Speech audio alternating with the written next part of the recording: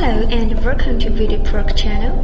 This video will show you how to activate VideoProc with a registration code. Before you register the program, make sure you have proper internet connection. First, let's see how to activate VideoProc for Windows. For Mac users, you might start it here. Open VideoProc, it will pop up the registration window.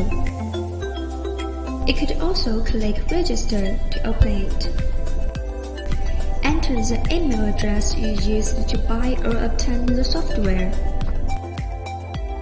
Paste your registration code. Tap Activate. Once your code is activated, you will be able to use VideoProc all features. There are different types of VideoProc registration code.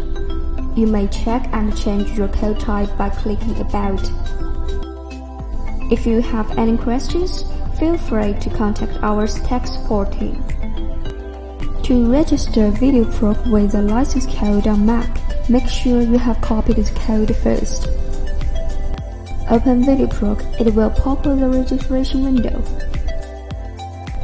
Enter the email address that you used to buy or obtain the software.